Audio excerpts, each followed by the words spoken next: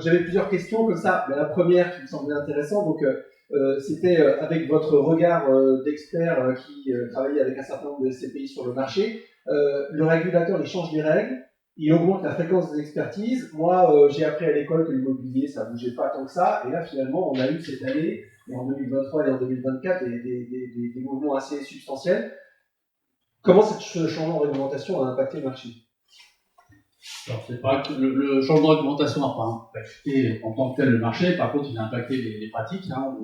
Bon, vous êtes gestionnaire de SCPI, vous avez pu peut-être remarquer que l'AMF est un petit peu à cran depuis quelques temps, c'est un peu vite. Hein. Donc, ils ont mis la pression sur vous et ils nous ont mis la pression aussi sur nous, les experts. Hein. Ils ont été, je veux dire, extrêmement sollicités, pour ne pas dire harcelés par l'AMF, donc leur commission de base de données, etc., parce qu'ils voulaient refaire les expertises derrière. On était à ce stade-là, voilà, non, mais il faut savoir.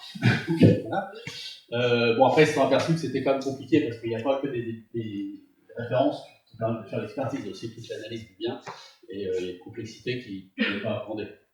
Donc, ils ont décidé d'introduire une accusation intermédiaire pour les SCPI. Bon, effectivement, les SCPI ont intervenu, une expertise tous les 5 ans, une actualisation annuelle entre-temps. Ils ont estimé que le rythme était peut-être un peu light pour avoir un suivi réel du marché. Alors, c'est vrai et c'est faux.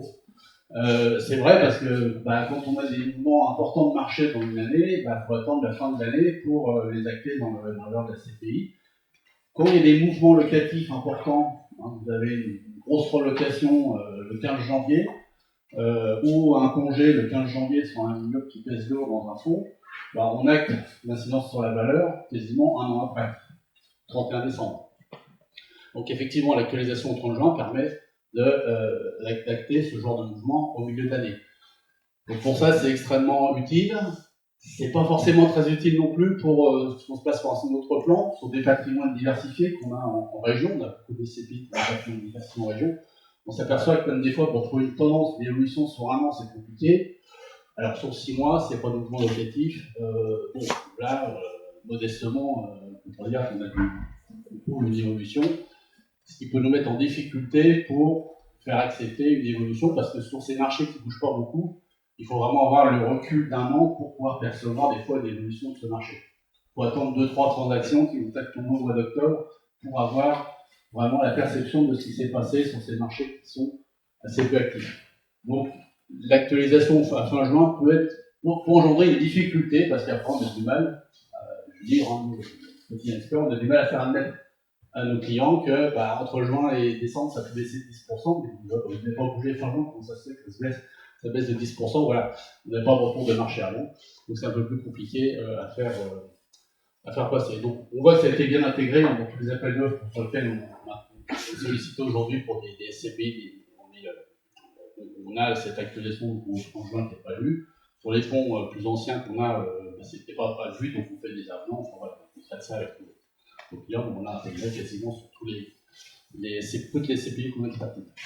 Et du coup, la crise immobilière, c'est un révélateur de tendance ou autre chose? Alors, déjà, quelle tendance, hein, les grosses tendances de fond, vous les connaissez toutes, hein, c'est ce qui a découlé du télétravail. Donc, c'est des réductions massives, notamment de la part des grands opérateurs des surfaces prises à bail. Alors, le télétravail, là, c'est le Covid qui a défini le télétravail. Le télétravail était déjà en marche avant le Covid.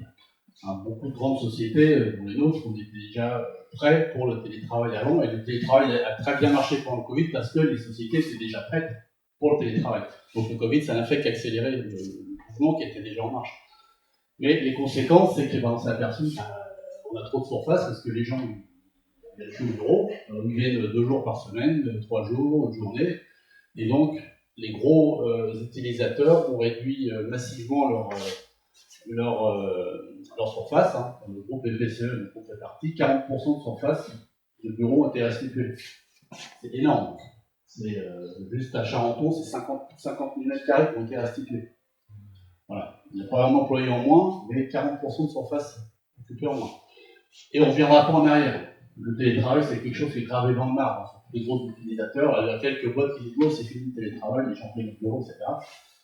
Mais la tendance de fond, c'est on ne reviendra pas en arrière. Les jeunes qu'on embauche, la première question qu'ils posent, c'est combien de jours de télétravail on a. Voilà, donc si on leur dit il n'y en a pas, on refuse. Voilà. La conséquence de tout ça, c'était des libérations massives de surface, et évidemment, ces surfaces qui ont été libérées, c'est pas les emplacements prime, comme le 8e arrondissement. Évidemment, c'est des emplacements en banlieue, je parle du groupe de PCE, ce qui a été libéré, c'est Charenton, c'est pas le 13e arrondissement. Donc, on sait effectivement, et la crise immobilière a dû accélérer tout ça, en dégradant encore fortement les valeurs qui, de toute façon, allaient se dégrader parce qu'on a un vrai problème d'occupation. Voilà, donc on se retrouve aujourd'hui avec un marché immobilier, marché des bureaux, avec trop d'offres, clairement, et des immeubles qui vont devoir être reconvertis. Pour 2024, quasiment les 3/4 des transactions d'immeubles de bureaux qu'on a vu passer en banlieue, c'est des valeurs, c'est des immeubles qui vont être transformés. Ils vont être rasés, reconstruits pour un logement, transformés en résidence hôtelière, transformés en colonie, en résidence étudiante ou je ne sais quoi. Les 3/4 des transactions. Donc voilà un petit peu les impacts qu'on a pu avoir. Et du coup, dans ce cadre-là, la durabilité, donc quand il y a des remises en question comme ça, parce que c'est quand même une remise en question profonde de ce qui se faisait jusqu'à présent sur le marché, la durabilité, c'est un paramètre, on va dire, annexe ou c'est un paramètre critique dans vos expertises? La durabilité, ça devient un facteur de la valeur extrêmement important parce qu'on voit bien, par rapport à ce qu'on a entendu avant, tous les investisseurs achètent de l'immeuble avec des bonnes notations au niveau des ESG, ou alors des immeubles pour les transformer et leur proposer une bonne notation. Il n'y a pas que ça, il y a l'emplacement qui reste. On peut avoir des immeubles super bien notés, labellisés, etc. en banlieue, aujourd'hui, payent sous temps. Le facteur principal, ça reste l'emplacement.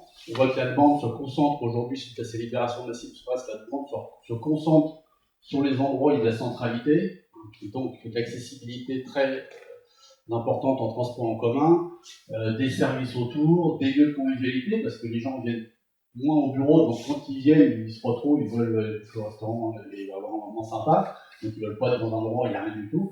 Donc on voit que la demande se concentre sur ces endroits-là, et on a beau avoir des immeubles qui ont tous les critères qui cochent toutes les cases, quand ils sont en deuxième couronne, en péridéfense, et aujourd'hui c'est très très très dur le marché, et ça se trouve pas, ça se vend pas, on ne sait même plus les valoriser ces immeubles. On ne sait pas quel taux mettre, on ne sait pas quel loyer mettre. Bon, les dernières grosses locations qui sont passées en péridéfense, on a des loyers économiques qui sont largement en dessous des 200 € du mètre carré, là où avant ça se jouait à plus de 400. On ne sait plus quel taux mettre parce qu'il n'y a pas de transaction. Enfin, voilà, donc la durabilité, oui, l'emplacement reste primordial, absolument, parce qu'un immeuble, même s'il n'est pas durable, peut se transformer. Un immeuble mal classé, on ne pourra pas le déplacer. On peut travailler sur le déplacement des immeubles, je comprends. Voilà. On va laisser la durabilité. Merci beaucoup, Philippe. Merci.